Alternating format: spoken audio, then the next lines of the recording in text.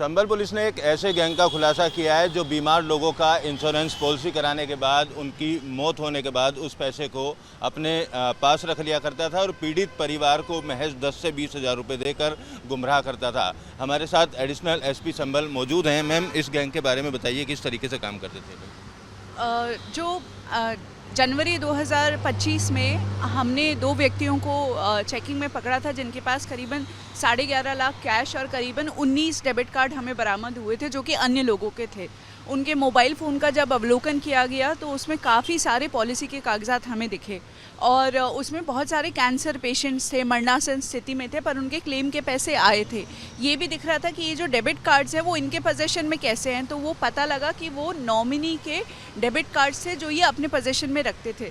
फिर इसको फर्दर हम स्टडी करते गए और उन लोगों से भी जब हमने पूछा तो ये पता चला कि एक गैंग है जो कि बहुत ऑर्गेनाइज्ड वे में लगभग 8-9 साल से इस तरह का काम कर रहा था कि वो जो मरणासन व्यक्ति हैं जो मर चुके हैं, दोनों तरीके के लोग, उन लोगों का बीमा कराएगा। अधिकतर ये काफ़ी गरीब और अशिक्षित लोगों को टारगेट करते थे ताकि उन लोगों को, क्योंकि ज़्यादा जानकारी नहीं होती थी, उन्हें कहा जाता था कि आपको हम एक स्कीम के अंतर्गत थोड़ा पैसा दिला देंगे क्योंकि आपकी गरीबी है, आपके व्यक्ति को कैंसर हुआ है, तो आपको क्या करना है, अपना आधार देना है, पैन देना है, कुछ डॉक्यूमेंट जहां हम बताएंगे वहां साइन करना है। आदमी को नहीं पता चलता था कि उसकी पॉलिसी खुल गई है, उसके अकाउंट्स भी, क्योंकि हमने बैंक मैनेजर्स को भी इसमें जेल भेजा है, बैंक वालों की संलिप्तता पाई गई है। बिना नॉमिनी और लाइफ एश्योर्ड की जानकारी के उन लोगों ने बैंक अकाउंट खोल दिए। आदमी के मरने के बाद उसका मृत्यु प्रमाण पत्र घर वालों से ही लेके और वो सारी बीमारी के कागज़ भी ले लेते थे कि ये आपके सरकारी स्कीम के तहत बेनिफिट दिलाने में काम आएगा, तो सारे कागज़ लेके फिर उनका डेथ क्लेम के लिए अप्लाई करते थे और जब पैसा आता था ये पूरा पैसा अपने पास ही रख लेते थे क्योंकि नॉमिनी को ये तक नहीं पता कि उसका खाता कहाँ खुला है।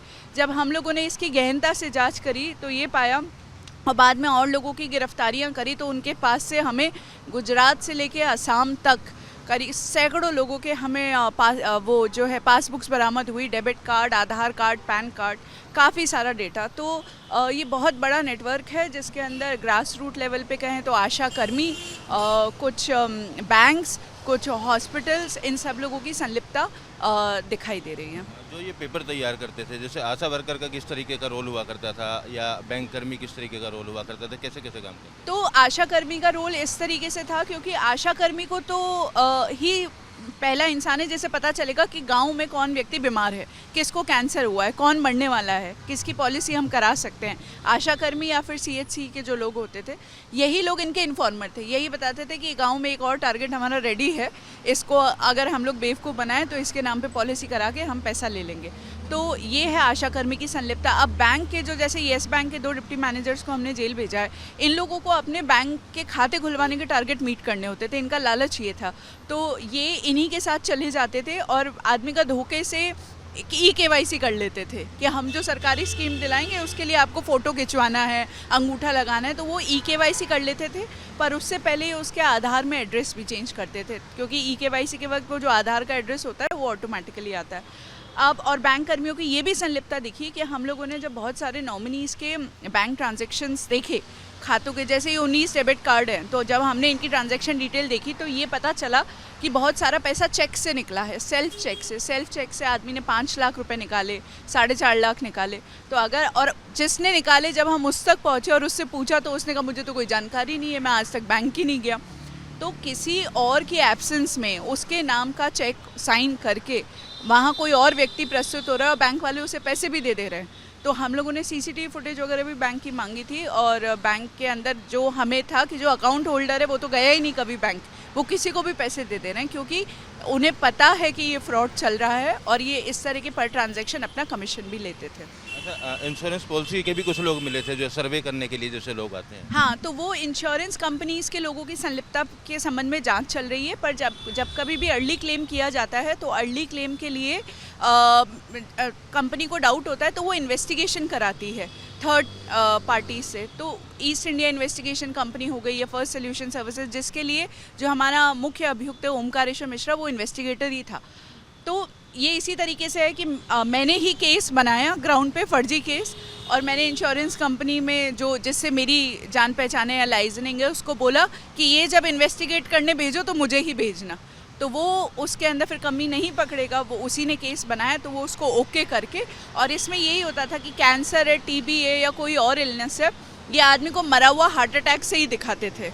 तो इसलिए कंपनी, इंश्योरेंस कंपनी को डाउट होता था तो वो इनसे इन्वेस्टिगेट कराती थी, और इन्वेस्टिगेशन कंपनीज की तो संलिप्तता पूरी है। हार्ट अटैक की जैसे केस समरी जाती होगी तो कौन कौन से अस्पताल ऐसे आए जहाँ से मेडिकल के पेपर तैयार करते थे दूसरी बीमारी से मौत दिखाने के लिए? अब ये थोड़ा जांच का विषय है, मैं नाम भी नहीं अभी लेना चाहूँगी क्योंकि बहुत ही प्रतिष्ठित मेडिकल संस्थान है, कुछ दिल्ली के भी हैं, और इनकी संलिप्तता है या फिर कोई इनके जो, क्योंकि ये गवर्नमेंट हॉस्पिटल से इनका डॉक्यूमेंटेशन इजीली कॉपी किया जा सकता है, तो अभी नाम लेने से मैं बचूंगी जब तक ये हम लोग एकदम श्योर ना हो जाए कि एक्चुअली डॉक्टर्स की संलिप्तता है या फिर कोई उनका सील मोहर और उनके डॉक्यूमेंट्स को यूज़ कर रहा है। कितने लोगों का अभी तक मैम एक्सपोज हो पाया, कितने लोगों के नाम पे ये लोग कर चुके हैं, किस किस स्टेट में कर चुके हैं? देखिए, मैंने आपको बताया ना, गुजरात से लेके असम तक हमें जो पासबुक्स वगैरह बरामद हुई है उसमें गुजरात, राजस्थान, पंजाब, हरियाणा, उत्तराखंड, उत्तर प्रदेश, मध्य प्रदेश, बिहार, झारखंड, छत्तीसगढ़, बंगाल, असम,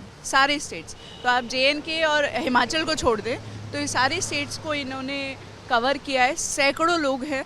और हम लोगों ने क्योंकि क्या होता है इसमें सबसे बड़ी बात ये है कि विक्टिम को ये नहीं पता कि वो विक्टिम है, हमें उसको जाके बताना पड़ता है कि तुम्हें पता है कि तुम्हारा खाता खुला है, तुम्हें पता है तुम्हारे नाम पे बीमा हुआ था और बीमा के पैसे आए, तो वो बोलता है नहीं मैंने तो कोई बीमा नहीं कराया, हाँ मेरे घर में मौत तो हुई थी।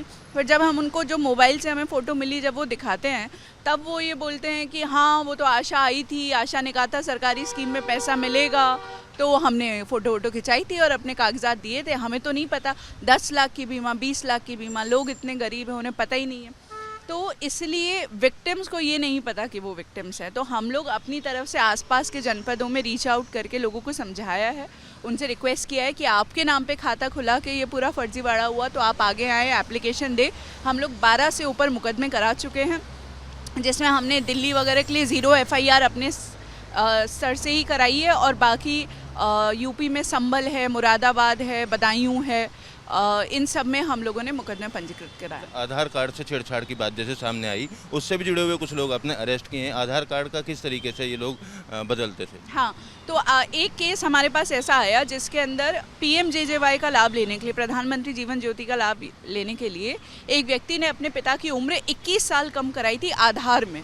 अब क्यों कराई थी? क्योंकि PMJJY का ये रूल है कि 50 साल से कम उम्र होनी चाहिए PMJJY के अंदर इनरोल करने के लिए।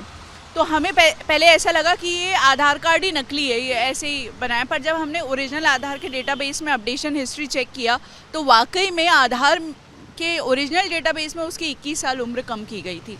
ये हमारे लिए चिंता का विषय था क्योंकि हमें पता था कि वो आदमी वैसे 70 साल का है, तो उसको 49 साल का कैसे बना गए ये लोग। इसके ऊपर हम लोगों ने काम करना शुरू किया। तो हमने कल ही एक ऐसे गिरोह को जेल भेजा है, ये बदायूं और अमरोहा के रहने वाले थे जो गिरोह के व्यक्ति थे। तो ये लोग क्या करते थे कि कोई भी व्यक्ति ऑन डिमांड अपना आधार में अगर कोई परिवर्तन कराना चाहता है, जो कि मान लीजिए लीगली पॉसिबल नहीं है, जैसे कि मैं अपनी उम्र 10 साल कम कराना चाहूँ, लीगली तो ये पॉसिबल है नहीं, ये लोग उसको 2-3 हज़ार रुपये, 4 हज़ार रुपये लेके कर देते थे। और ये लोग इस तरीके से करते थे कि इन लोगों ने कुछ पोर्टल्स डिज़ाइन कर रखे हैं जो एकदम आधार की तरह दिखते हैं। बेसिकली वो फॉर्म्स हैं, उसके ऊपर जो चेंज कराना चाहता है उसकी सारी डिटेल्स ले लेते हैं गांव-गांव में ही जाके। अब नॉर्मली अगर आपको चेंज कराना है तो आपको आधार सेंटर पे जाना होगा, अपना फिंगर इम्प्रेशन देना होगा, अपना डॉक्यूमेंट देना होगा, ये सारी चीज़ें करनी पड़ती हैं। परंतु ये लोग क्या करते थे कि आपको कहीं नहीं जाना है, आपका घर बैठे हो जाएगा। कैसे? एक पोर्टल डिज़ाइन किया, वो फॉर्म की तरह उस पर सारी डिटेल्स ले ली, तभी फिंगरप्रिंट ये ले लेते थे। और इन्होंने ऐसे डिवाइसेस बनाए थे मॉडिफाई करके जो कि इमेजेस में से भी फिंगरप्रिंट कैप्चर कर लेते हैं और वो ऐसे लगेगा कि जैसे आदमी ने खुद आके अंगूठा लगाया है। अब आई बात डॉक्यूमेंट की कि डॉक्यूमेंट कौन सा लगाएंगे। उम्र कम करानी है तो बर्थ सर्टिफिकेट लगेगा या पासपोर्ट, वो ये लोग खुद बनाते थे। ये कोडर्स हैं, इन्हें कोडिंग आती है। इन लोगों ने बर्थ सर्टिफिकेट ये लोग अपने खुद ही बना लेते हैं। ये लोग इनको लगा बर्थ सर्टिफिकेट से उम्र कम नहीं हो रही है, आधार फ्लैग कर दे रहा है, तो ये लोग पासपोर्ट बना के डालने लग गए। तो इस तरीके से पूरा फर्जीवाड़ा कर रहे थे। और ये तब तक नहीं कर सकते थे जब तक इनके पास किसी अधिकृत आधार ऑपरेटर की ID ना हो। तो उसके लिए भी इन्होंने जुगाड़ लगाया था। ये सिस्टम्स को आधार ऑपरेटर के साथ साठगांठ कर लो, लालच दे लो या धोखाधड़ी से उसका सिस्टम को एक्सेस करते थे। आधार ऑपरेटर की फिंगर का इन लोगों ने लेटेक्स पे उंगलियां बना रखी थी फिंगरप्रिंट्स की, उसको ये लगाते थे। आइरिस स्कैन्स का भी इन लोगों ने जुगाड़ ढूंढ रखा था, आइरिस की इमेजेस से ये स्कैन कर लेते थे। कहने का मतलब है कि जो भी छोटा सा भी लूप होल अगर आधार में है उसको यूज़ करके इन्होंने हज़ारों में, इन्होंने खुद ही हमें बताया कि ये पिछले 2 साल से काम कर रहे हैं। 1500 से 2000 इन्होंने मोबाइल नंबर्स में परिवर्तन करे हैं, 400 लगभग बर्थ डेट में परिवर्तन करें और सब पूरी तरीके से गलत वाले। आधार कार्ड बनाने वाली जो कंपनी है उनसे अब बातचीत करेंगे इस बारे में, किस तरीके की उनकी संलिप्तता पाई गई या ये अलग से ही कर रहे हैं?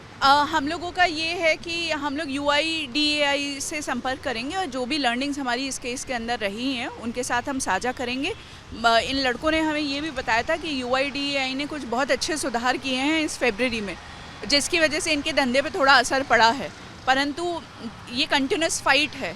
आधार कुछ अपने सिस्टम्स में इम्प्रूवमेंट करता है, फिर ये लोग उसका कार्ड ढूंढ लेते हैं, फिर आधार के नज़र में वो चीज़ आती है, तो ये कंटिन्यूसली चल रहा है। इस गैंग में अभी तक पूरे गैंग की बात करें, आधार कार्ड और पॉलिसी वाले कितने लोग अरेस्ट किए जा चुके हैं? पॉलिसी वाले में हम लोगों ने 25 लोगों का अरेस्ट अभी तक किया है टोटल, और उसमें हर तरह के लोग हैं, मोबाइल सिम इशू करने वाले, आशा वर्कर, बैंक मैनेजर्स, इन्वेस्टिगेटर्स, दलाल, सभी लोगों को।